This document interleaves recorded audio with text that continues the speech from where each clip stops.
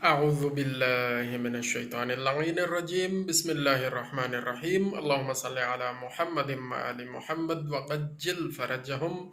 السلام علیکم ورحمۃ اللہ وبرکاتہ۔ سب تعریف اس اللہ کریم کے لیے ہے جس نے ہمیں بہترین نظام مدافعت عطا فرمایا، نظام قوت مدافعت کا نظام عطا فرمایا۔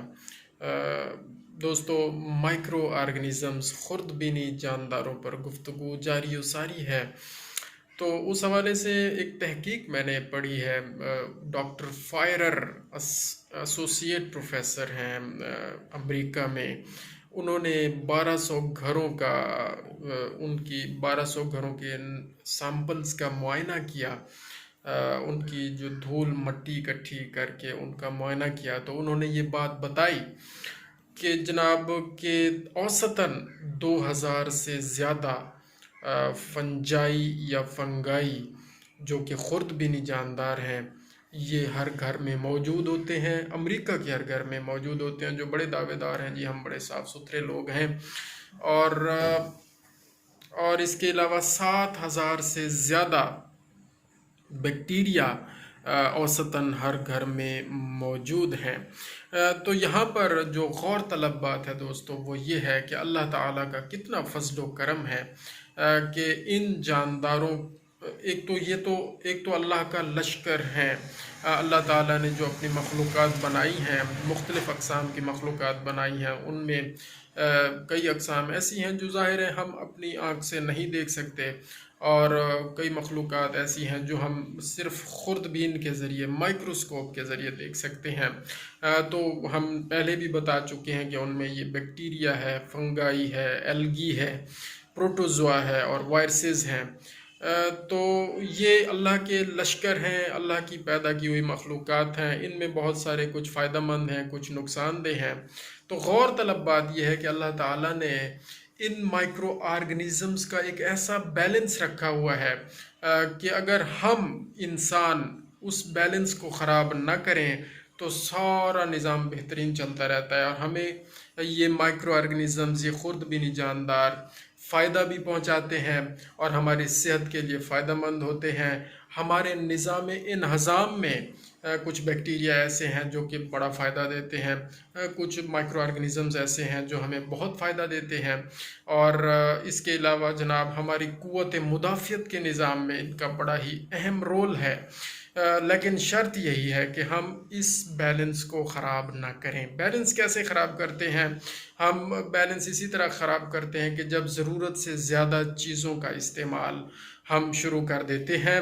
اور پھر اس انوائرمنٹ کو ہم اپنے ہاتھوں سے جو خراب کرتے ہیں، مطلب ویسٹ پروڈکٹس جو ہم پیدا کر رہے ہوتے ہیں، جو ہمارے گھروں میں ویسٹ پیدا ہو رہی ہیں، ان کو صحیح طور پر ہم ٹھکانے نہیں لگاتے۔ جو ہم نے بہت ساری انڈسٹریز لگا لی ہیں، ان کی ویسٹس کو ہم صحیح طور پر ٹھکانے نہیں لگاتے، اور پھر اس ماحول کے اندر ہم روزانہ پیٹرول اور ڈیزل کو جلا کر جتنا دھواں اس انوائرمنٹ میں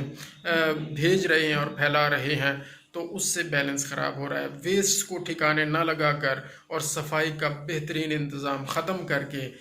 خراب کر کے، ہم اس بیلنس کو، جو انوائرمنٹ کا بیلنس اللہ تعالیٰ نے رکھا ہے اور ہمارے جسموں کے لیے وہ فائدہ مند ہے، وہ بیلنس ہم اسے خراب کر رہے ہیں۔ اور اس کے علاوہ درختوں کے کاٹنے سے،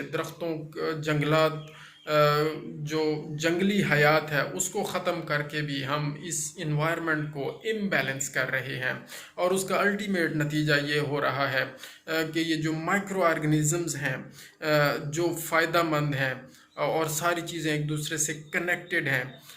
یہ ساری امبیلنس ہو رہی ہیں، اور اس کا اثر ہماری صحت پر آ رہا ہے، اور برے اثرات ہمارے سامنے موجود ہیں۔ دوستو، پہلے زندگیاں اللہ تعالیٰ نے لمبی عطا فرمائی ہوئی تھی سب لوگوں کو، اور لمبی عمریں ہوتی تھیں۔ اس کی بنیادی وجہ یہ بھی تھی کہ وہ لوگ اتنا انوائرمنٹ کو خراب نہیں کرتے تھے، نہ باہر کے ماحول کو، انوائرمنٹ کو وہ خراب کرتے تھے اپنی ویسٹ سے، نہ جنگلی حیات کو خراب کرتے تھے، اور نہ اپنے اندر کے ماحول کو، ذہنی ماحول کو، اپنے نیتوں کو، اپنے دل کے اندر جو بری باتیں، جو غیبتیں، جو حسد والی کیفیتیں ہیں، وہ ایسا نہیں کرتے تھے۔ لیکن آج کل کے زمانے میں ہم کیا کر رہے ہیں کہ ہم اپنے اندر روحانی ماحول کو، دماغی ماحول کو، ذہنی ماحول کو، دل کے ماحول کو، جسم کے اندر کے ماحول کو حسد کے ذریعے، غیبت کے ذریعے، بغض کے ذریعے، نفاق کے ذریعے، لالچ کے ذریعے اور جتنی بھی اس طرح کی ساری چیزیں، ان کے ذریعے ہم اس سارے اندرونی ماحول کو خراب کر رہے ہیں، اور اپنے تمام ویسٹ پروڈکٹس جن کو صحیح طور پر ٹھکانے نہیں لگاتے، اور صفائی کا صحیح انتظام نہیں کرتے، اور درختوں کو اور جنگلوں کو ختم کر کے ہم اس سارے بیلنس کو خراب کر رہے ہیں۔ تو دوستو، میسج یہی ہے کہ اس ماحول کے بیلنس کو خراب نہ کیا جائے، اور اعتدال میں رہتے ہوئے سارے اعمال و افعال انجام دیے جائیں۔ ترقی جسے ہم کہہ رہے ہیں جناب، لگژری گاڑیاں آ گئی ہیں اور لگژری چیزیں آ گئی ہیں۔ دیکھیں، اگر ایک گاڑی کی ضرورت ہے تو ایک گاڑی رکھیں، زیادہ دھواں نہ پیدا کریں۔ ایک گھر میں اگر ایک ہی ضرورت ہے تو 2 یا 3 یا 4 گاڑیاں رکھنے کی کوئی ضرورت نہیں ہے۔ ایک موٹر سائیکل سے اگر آپ کا کام ہو رہا ہے تو دوسرا لینے کی ضرورت نہیں ہے۔ اسی طرح اگر ایک روٹی کھا کے ہمارا گزارا ہو سکتا ہے تو دوسری کھانے کی ضرورت نہیں ہے۔ میں ان چیزوں کا مخالف نہیں ہوں، میں صرف اعتدال اور بیلنس کی بات کر رہا ہوں۔ میرا خیال ہے میرا یہ میسج آپ تک پہنچ چکا ہے۔ جزاک اللہ خیرہ۔ اللہم صلی علی محمد و آل محمد وعجل فرجہم۔